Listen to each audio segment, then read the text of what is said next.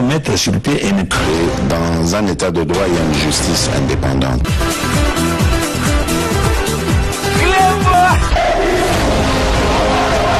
Ce n'est pas pour rien qu'il faut des conseils. C'est vrai, du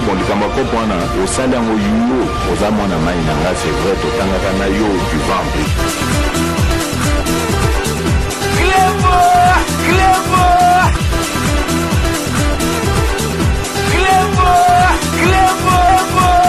Original. 5 minutes à l'élo, comme vous pouvez vous en douter, comme il fallait s'y attendre, Tokoragi vraiment kotika masolo oyo ezali na ba réseaux sociaux oyo mokili mobimba ezali kolanda parce que boyebi nyoso tout et comment kosalema pour na président de la République et comment polémique politique et comment lokola discussion ya bato babetaka dame jeu de dames et comment net discussion musique net discussion donc ya ba match ya football bon ezali malamu parce que congolais kala ezali ka ba discussion moko ya makambo kaka ya divers makambo moko net ya ba loisir et ça li bien sikoyo pour congolais nyoso a commis vraiment na souci ya mboka na ye ba commis ko discuter politique partout politique et commis kolobama mais sikoyo il faut boyeba ezali kolobama na ndenge nini mais la plupart ya batu bazali kolobango na ndenge moko ya ko critiquer ya ndenge moko ya critique constructive te okoki ko critiquer certes donc ata on a bamboko tozali basala ka critique mais ko sala critique moko bazo komona on dirait vraiment mutu azo sala nanko mais peuple congolais boyeba ba président ba koleka mboka na biso Congo ekotika la kaka Congo lelo na kati ya émission na biso ya lelo tokolobela vidéo oyo et panzani d'une façon virale tomoni yango partout batu basali ba commentaire batu ba lobby et belé donc tokolobela makambo oyo ya communicateur privé oyo ya chef de l'État mi bengi communicateur privé à chef de l'État oyo ndeko na biso azali na États-Unis d'Amérique tokoluka to solola naye boyoka version ya la musica ndenge bomesana kolanda César Ngadi boyebi ke 5 minutes soke lobby et lobaka na ndenge mususu. Le communicateur privé du chef de l'État Fachi Beton Moukantombolo Momai Wakanyenda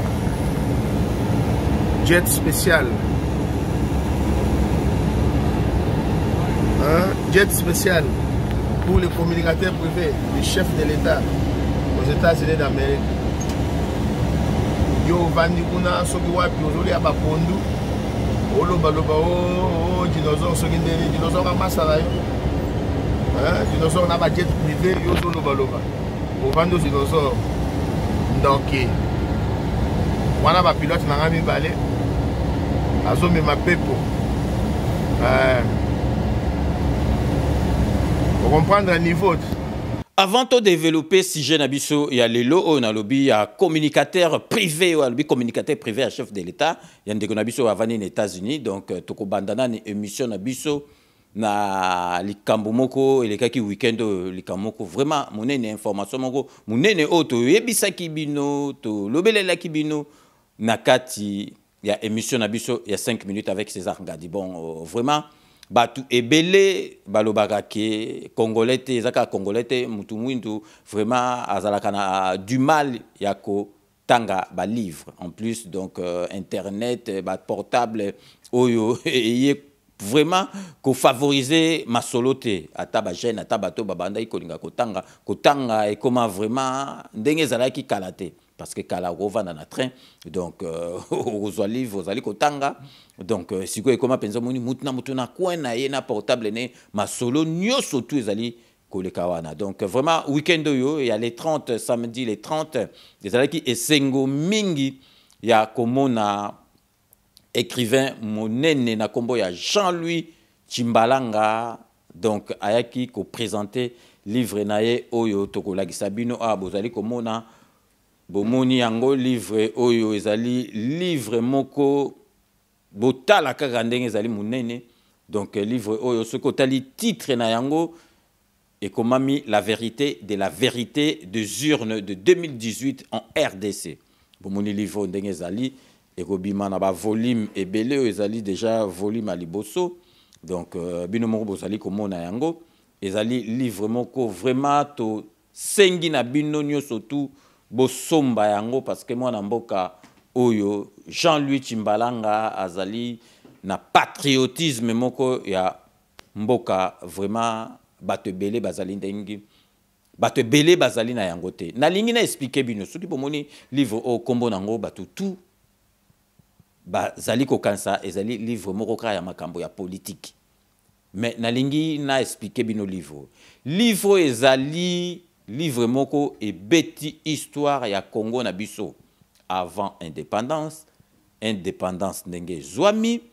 Donc ezali ko lakisa mboka na biso, ezali ko expliquer mboka na biso ndenge banda depuis avant indépendance ti tokokoma na vérité des urnes ya 2018. Elengi ya kati ya livre yo na lakisa bino ezali kaka ma comité, ezali donc à chaque masolo tango bazolo banakati masolo ezana ba photo na kati.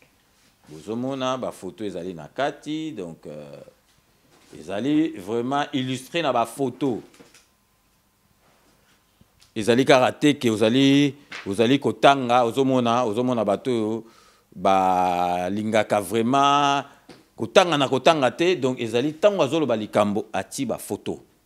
Et lengi nango susu yango wana, donc balobi makambo ya indépendance bokomona bato bazali na de indépendance na table ronde bazali wana bati ba photo na kati. Donc tomoni ba témoignage ebele ya ba maman mususu ozomona bana mususu ba botama awa bazana ba parents donc ya nationalité congolaise, mais misusu bazara vraiment très intéressé na makambo mboka. Mais papa po ozwa temps ou bien maman ozwa temps bando betela e masolo nyoso tout misusu okobunga livre oyo kaka ozui yango pesi mwana tuzu ba témoignage ya ba mama ebele balobi. En tout cas papa Jean-Louis Tshimbalanga oyo sali ezali malamu mingi parce que explication oyo tolingi kopesa bana na biso, donc ba ko retrouver ngo na kati. Donc na répéter bino lisusu ke livre oyo eza ya politique te bomoni balobi la vérité des urnes. Donc la vérité des urnes de 2018 en RDC, ce qu'on moni mbala moko kanisika livre ezali ya politique. Donc Jean-Louis Tshimbalanga, donc c'est que alobi kaka makambo, donc ya koti, donc aza mutu moko alingaka UDPS, donc alobi kaka pour non, ça n'a rien à voir. Abeti histoire ya mboka na biso ndenge ezalaki avant indépendance tina suka, parce que mutu akobeta histoire ya mboka na biso koleka ye moko congolais azate. To landaka ba livre oyo bindele basalela biso awa batieli biso bayebi kutu makambo mboka na biso te ali bokoki kosomba boko, mais oyo akobeta lisolo ya mboka na biso oyo akoleka congolais na kanisa zate. Donc Jean-Louis Tshimbalanga azali congolais de souche, ayebi masolo nyonso tu ndenge mboka na biso ebanda tina suka, donc abeti masolo biso makambo susu pe tokoyeba makambo susu pe tokoyeba te. To recommander bino vraiment bosomba livre yo ezali partout bisika batekaka ba livre. Donc vraiment bosomba yango botalaka déjà munene nango, même ngai moko na ndimaki te ekozala munene au premier volume ekozala ba volume ebele botalaka déjà munene parce que ba photo ezali na kati. Donc vraiment to tiela bino extrait botala o elekaki na vernissage ya samedi le 30 avril oyo na Paris, place va présenter qui livre oyo ya Jean-Louis Tshimbalanga. Donc restez connectés sur Club Original, on revient tout de suite. Je vous remercie infiniment d'avoir pris votre temps de venir m'écouter. Je voudrais que vous puissiez considérer cet ouvrage, cette œuvre comme n'est pas la mienne, mais celle de la République démocratique du Congo pour la nation. Une chose est vraie, ne soyez pas affolés par le titre. Je sais que vous serez accrochés d'abord par le titre, mais le contenu vaut beaucoup plus la forme. Donc, prenez ce livre, il est à vous, lisez-le, et faites lire à vos enfants. Nous pourrons connaître l'histoire de notre pays pour mieux combattre ensemble, pour rester unis, de manière à ce que nous puissions ensemble bâtir des structures fortes, fiables et viables sur lesquelles nous pouvons poser maintenant nos penchés pour ériger des murs de développement. Je vous remercie. Bino Morboiti Kolanda, donc ils allaient sur invitation parce qu'ils allaient vraiment donc place limitée à l'ingagi teke batutu baya et belé. Donc ils allaient vraiment sur invitation bomoni ba congolais baza vraiment intéressé na makambo ba livre ba congolais batanga té mais ba congolais nyo surtout té ezaka ba congolais té donc vraiment mutu mutu kaka azalaka vraiment na masolo ya livre té mais o ezali livre moko to recommandé bino livre moko ezali recommandable. Donc, ils allaient vraiment livrer au Tanga, makambo ya mboka na yo. Tout est bandit, donc avant indépendance, tito, yé, na table ronde, na ba photo, na kati. Donc, na bana na biso, balinga baye ba histoire mboka na biso, ba parents, et loko, ya malamu, ezali wana, osombeli bana, oye na ngona ndaku. Donc, vraiment, to sengi na bino nyo surtout, bo somba livre o ezali ya mwana mboka, Jean-Louis Timbalanga a beti masolo ya mboka na biso parce que mundela ko beta masolo ya mboka na biso koleka congolais ye mokote. Donc vraiment toko tala na mikoleko ya donc vraiment toko zoape ye moko Jean-Louis Timbalanga toko yambaye pour aya ko expliquer biso ye moko à répondre na mituna na bino. Donc potokota na masolo na biso sikoyo Nalingi to marqué pause nabuso publicitaire ya ba partenaire nabuso. Donc restez connectés sur Clébois Original, on revient tout de suite. Codiasimo vous propose un crédit immobilier. Vous êtes du Congo ou de sa diaspora? Vous désirez devenir propriétaire en RDC et faire construire votre maison en toute quiétude? Obtenez votre crédit, puis commencez son remboursement uniquement dès la livraison de votre maison. À la Cité Kimia, nos maisons seront toutes construites aux normes internationales. Situé à seulement 25 minutes de l'aéroport de Njili, 10 minutes de Safari Beach, au cœur de cette cité moderne, vous y trouverez aussi un centre commercial avec plusieurs commerces de proximité. Nos bureaux sont situés au 173 avenue Mutombokachi, dans la commune de La Gombe, référence rond-point Forescom.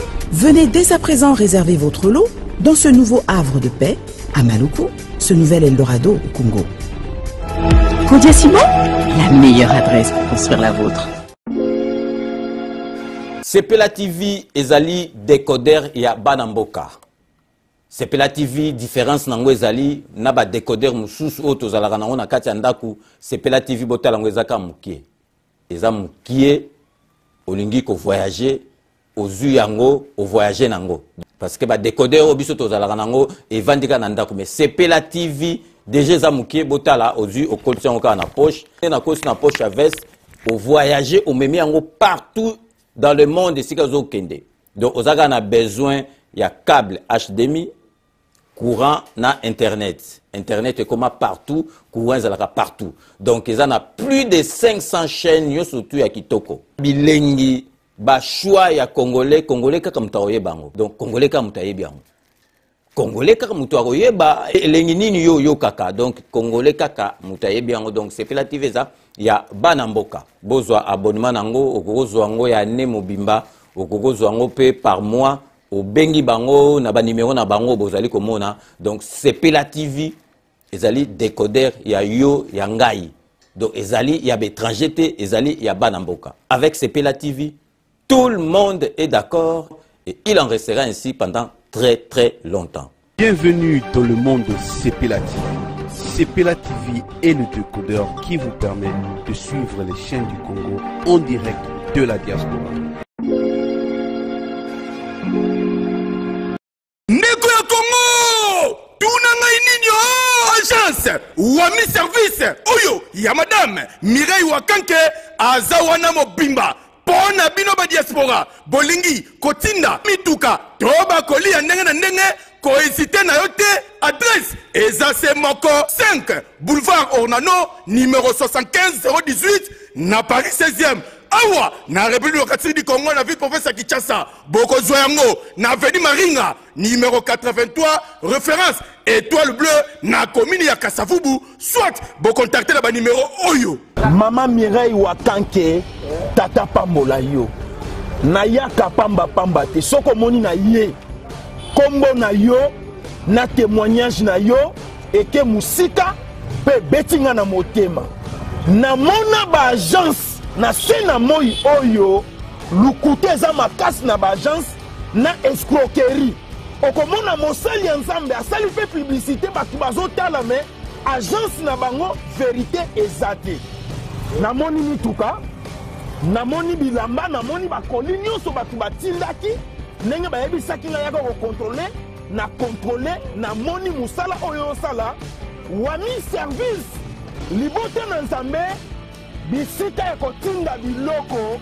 eza na wami service. Oui, yaboye ezala te ndeko kosazarde te agence eza kaka moko wami service ya madame Mireille Wakanke atie la disposition ya badiaspora nyonso pour que bokomisaka bakoli na bino mituka na bandeko oyo baza na Afrique avec impact na idéologie wami service pardon mama Mireille Wakanke balinga pe ba congolais boyete prix ya mobobe wami service et pas Mireille Wakanke wami service frappe na le frappe na retour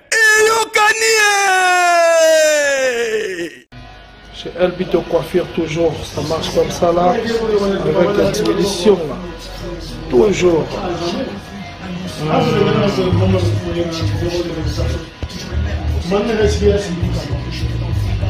Salon number one, chez Elbito Coiffure. Il coiffe avec sourire, il coiffe avec noblesse. Chez Elbito Coiffure.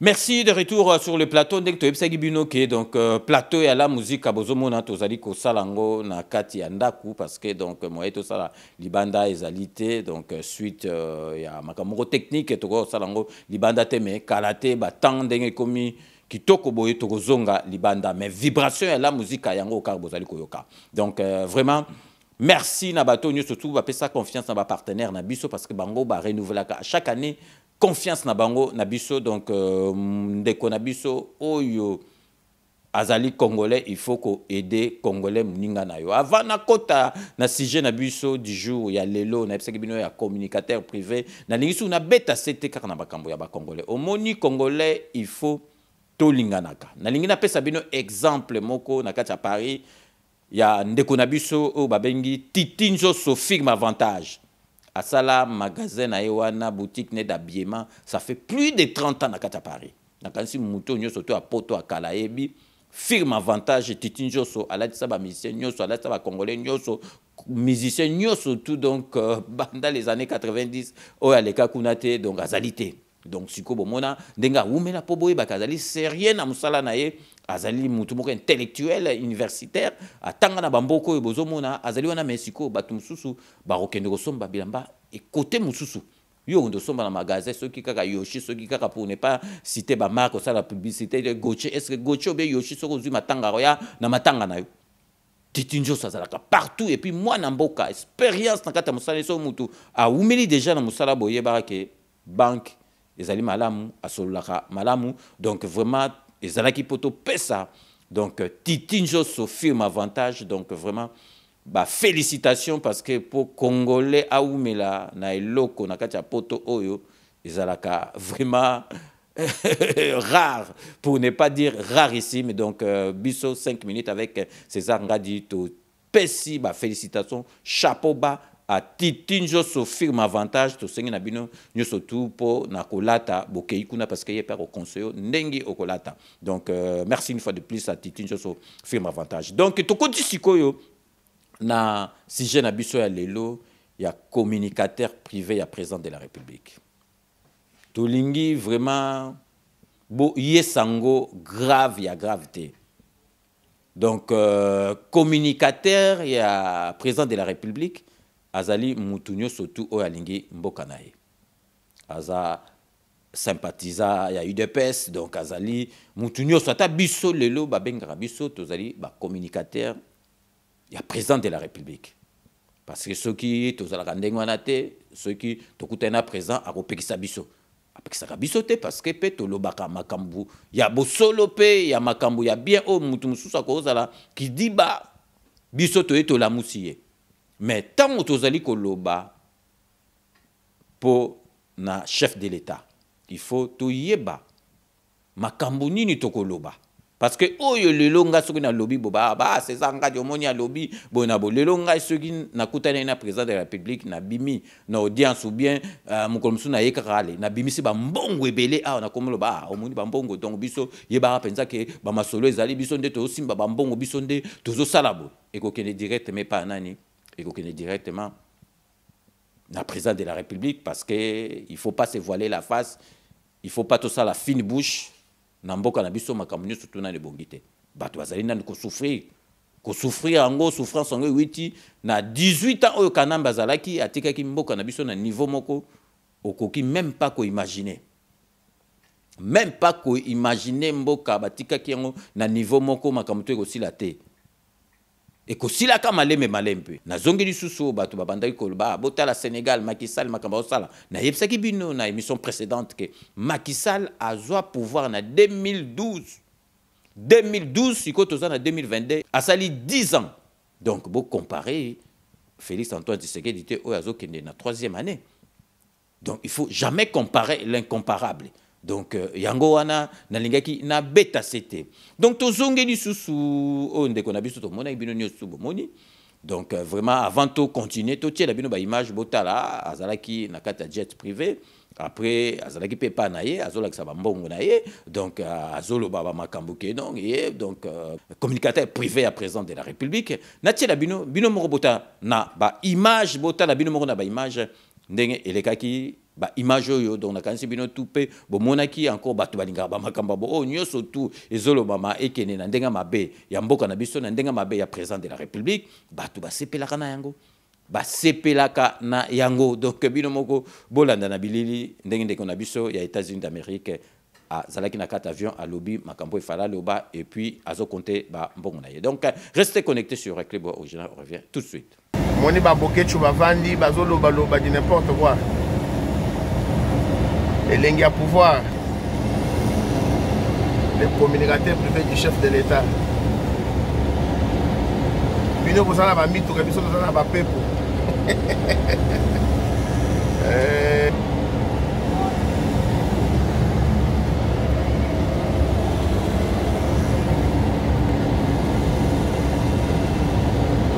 Private jet special. Dinozo Security Force Protection International, in charge of the communication of the President of Democratic Republic of Congo. Ce n'est pas pareil. Check, c'est du lourd. Nyama, babinji, boche. Bino mo boito landa, donc vraiment na ebisi bino muto nyoso tu alingi mboka na ye azana droit lobela makamba mboka na ye. Mais siko nazali ko s'adresser directement na ndeko na biso oyo.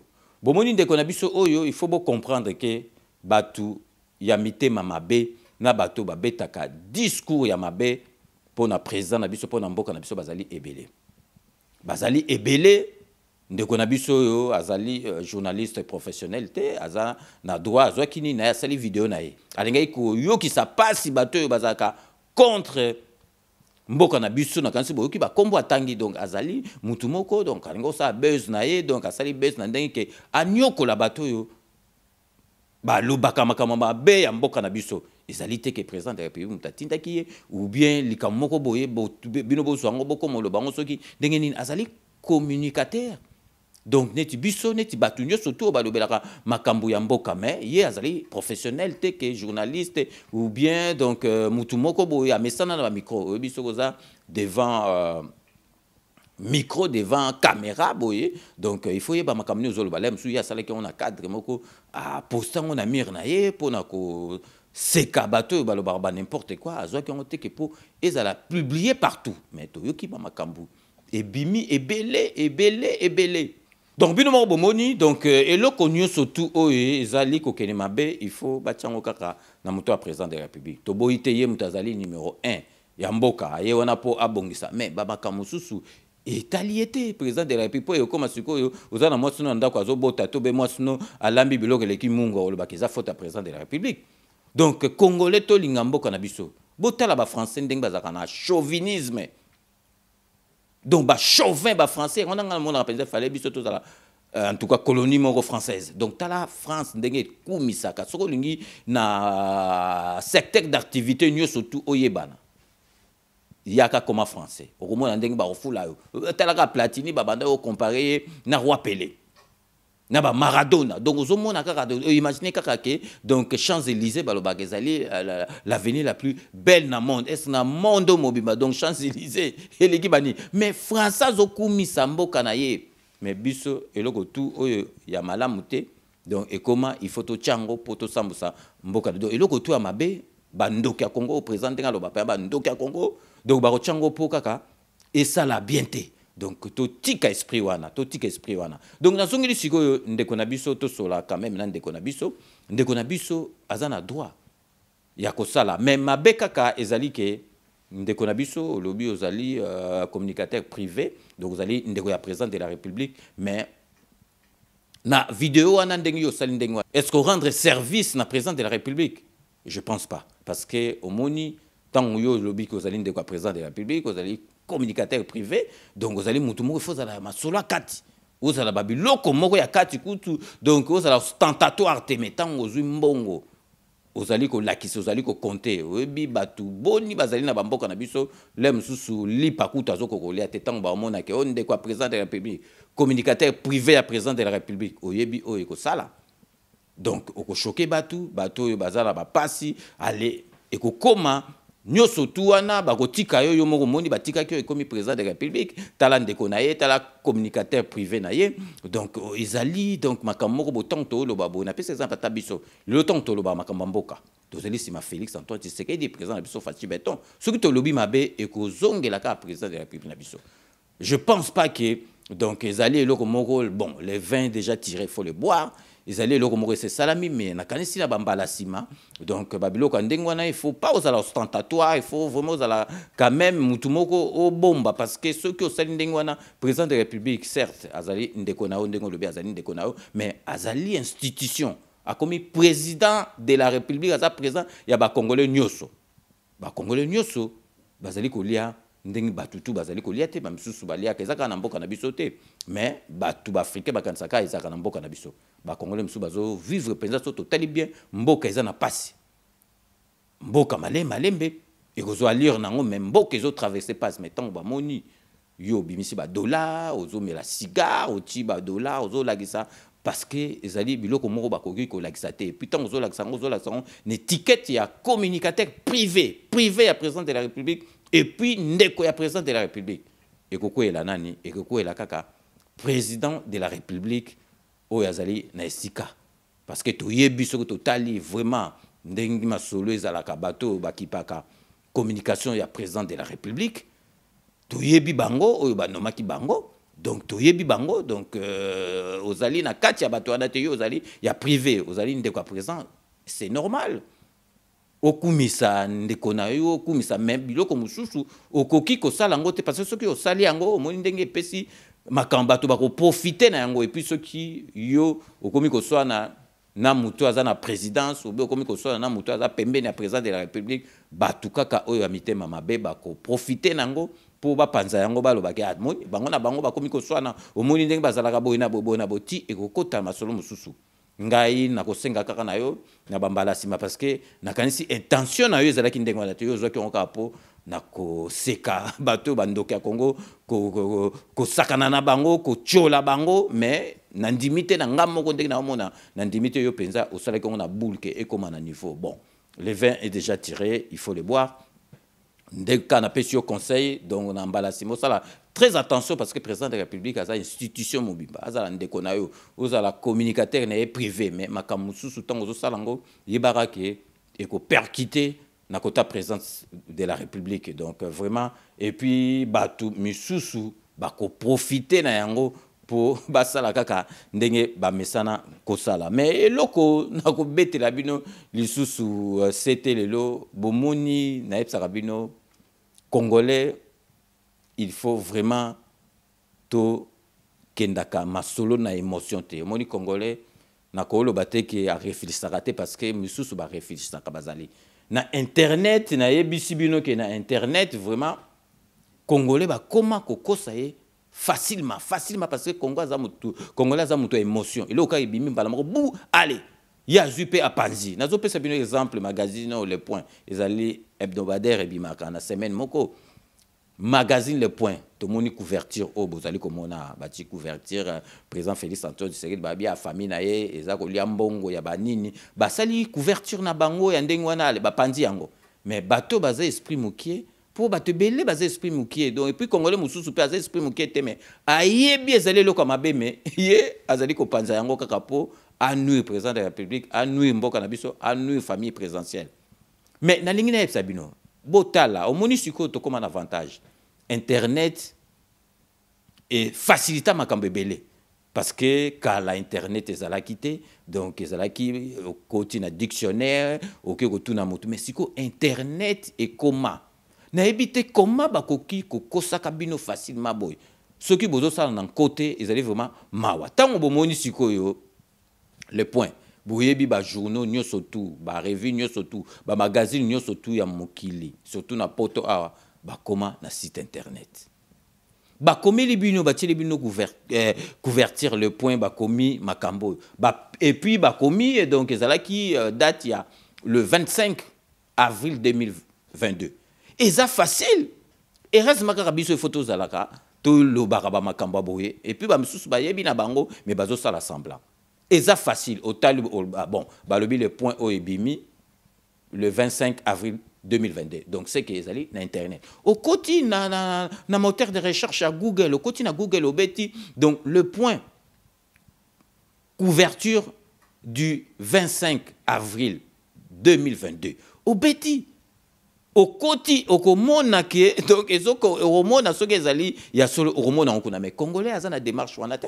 Donc yé batal ka ba bando panza na yebisi bino ndenge batinde ngona donc siko ekoma facile OK bo beti Willy Kunda bu na internet e bimso biloko nyoso tu ya Willy Kunda beti César Ngadi eko bimso lo biloko nyoso tu oyo ya César Ngadi asala kutu donc okansa kutu donc Google a botama na kina ko expliquer tout ba komeli bino Le Point muto amayele o muto azosa na côté au côté d'internet au beti Le Point du 25 avril 2022 na ebisi bino bokende bo beta donc na Google Le Point couverture il y a le 25 avril 2022 bota la soki robimisela bino couverture et panzani ya Le Point au bati président na biso Félix Antoine Tshisekedi. Congolais pourquoi to komi neti bazoba moko o biso tozali pays ya bazoba te mais ozuka ko bandi ko panza sans que oluko yeba soki ezali ya solo. Donc vraiment Congolais ezali vraiment pas sina mawa na motema kotala ba makambo boy tozala vraiment focaliser na makambo solo o tokoki ko loba awa na mois ya avril awa record historique il y a ba recette donc il y a ba recette record historique il y a ba recette publique na mboka na biso record historique nani salamate na ba présent moko o baleka na mboka na biso na avril donc recette o koti na caisse à l'état il y a 1,5 milliard de dollars américains 1,5 milliard de dollars américains et koti na kata caisse na avril kaka na mois moko ya avril 2022 nani salamate na mboka na biso makambo ndengo na bozila teke bato ba kolobango bandoka Congo bakoloba ngote. Donc record nanu salamate. Donc pour bon nake musalezo salama mbongo ezali kokota. Donc nanu salamate. Donc 1 milliard 5 millions de dollars américains et côté na caisse à l'État kakapo na mwamoko. Nanu vraiment et salamate donc vraiment batu bayeba makambo oyo congolais akoloba yangote. Donc vraiment lelo tolingai vraiment to beta c'était na makambo oyo ya communicateur privé ya président de la République oyo donc bon monaki ba photo to pesier ba conseil to solo lindenge ezali donc bo luka bo relativiser ango donc bo zongo na ba marque o ndenge bozali ko zoate donc intention na yenga na ndimité zalaki ke po à nuire président de la République ou bien c'est kabato bazali ko ezakalem susa zwaki donc appareil na ye ni na lingi ko seka ko chola kaka bato balingaka mboka te et puis ndengi epesi ndengo na to pesi conseil na kanisi bo landi yango. Donc vraiment tokomi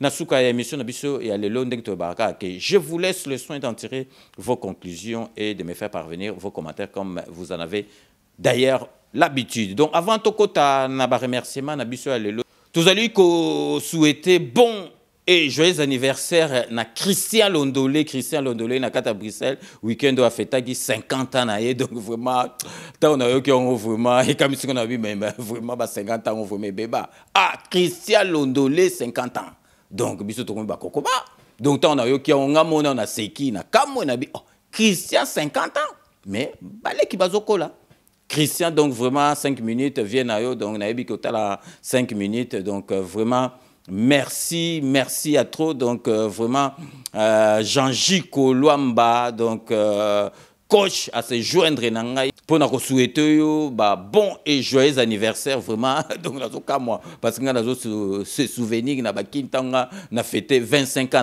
nazo na fêter un quart de siècle.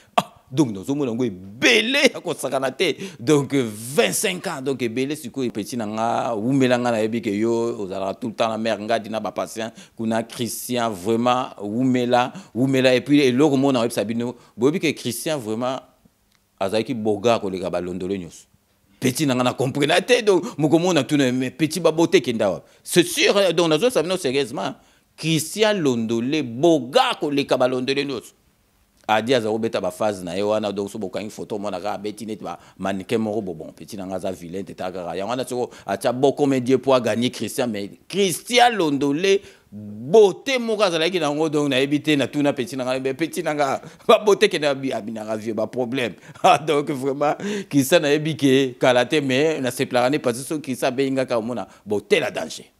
Wana Christian donc danger bon tel a danger mon la tanette n'est petit yo quand c'est petit yo les gars violon ko ina la yo le beta net bani o mais vieux tel bibi tabilo ngada beta o mo kana 5 na bi petit nga donc vraiment Christian danger do abandaka na ba palace wana nga so ka benga na ba palace wana bi que déjà petit nga c'est bon mais après au mo na bando kita tia comme na ba deux étoiles nga ba deux étoiles était asuka na 3 étoiles nga bien petit nga akomoko ya donc petit nga Christian Londolé wale donc il faut tout ce cas mais petit nanga vraiment Woumela vraiment Christian donc yeba qui vient à la on a katia motema toujours dans même registre tous allez couper ça peut bon joyeux anniversaire c'est les gars qui na vient abiso les boss merci vraiment nanyo surtout au sala rapport na 5 minutes avec César Ngadi donc siko to koti na katia ba remerciement na biso bobika ande to bandara na Jean Moutala na katia Londres Jean Moutala merci l'honorable Jean Moutala merci nanyo surtout au sala rapport na 5 minutes avec César Ngadi to na katia Espagne pour na repesa Beloti Mavungu vrai chéri Beloti Mavungu merci nanyo surtout au sala rapport na 5 minutes avec César Ngadi to tikali toujours na katia Londres pour na repesa Jano Matundu, merci Nanyo surtout au sale rapport à 5 minutes avec César Ngadi à Tozongi, Nakatia Paris pour nous repérer ça. Fifi Filofaria, l'homme à la Mercedes, c'est très propre. Fifi Filofaria, merci Nanyo surtout au sale rapport à 5 minutes avec César Ngadi, toujours Nakatia Paris, toujours ça. Chai, Mokenge Chai, Wabalengela, mon voisin Chai, Mokenge Chai. Merci Nanyo surtout au sale rapport à 5 minutes avec César Ngadi, na Canada, tu repérer ça. Babi Kisinga, Wazali administrateur, Nakatia Group, Babi Kisinga. Merci Nanyo surtout au sale rapport on a 5 minutes avec César Ngadi Tokopé sapé Mbote na maman Nabiso Maria la beauté naturelle merci Nanyo surtout au sale rapport on a 5 minutes avec César Ngadi Tokopé sapé mbote awa na kati ya Paris na Luxon Kangi, le grand réalisateur Luxon Kangi. Merci Nanyo Sotou au Salarapo na 5 minutes avec César Ngadi Torobo Sanate, le grand producteur Willy Sionga.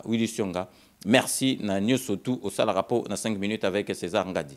Et puis toujours, Torotika Nakati à Paris pour nous repérer ça, Mathéus Lusomba, petit nanga, Ozo Mankenga, Mathéus Lusomba. Merci Nanyo Sotou au Sala rapport na 5 minutes avec César Ngadi, donc Tokosuki sa na Dokotolo Nabiso, Jean-Paul Djamba, Dokotolo Nabiso, Jean-Paul Djamba. Merci Nanyo Sotou au Sala rapport na 5 minutes avec César Ngadi. Donc c'est ainsi que s'achève ces 5 minutes avec César Ngadi. Merci de l'avoir suivi. Nous allons nous retrouver avec grand plaisir dans 24 heures pour un nouveau numéro. Cette émission a été réalisée par Willy Kunda et Dino Image Panza Sangoya Congo. Restez connectés sur Clébois Original, vous n'avez pas tort. D'ici là, portez-vous bien et à très bientôt. N'oubliez pas, tout le monde est d'accord et il en restera ainsi pendant très très longtemps. Bobo Sanate Kanambe, Arozwa Masolo, Nambunchu, Penadikos.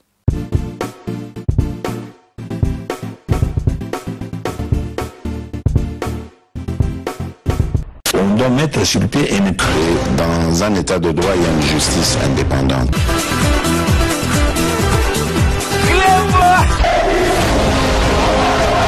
Ce n'est pas pour rien qu'il faut des conseils. Au sein d'un c'est vrai, tu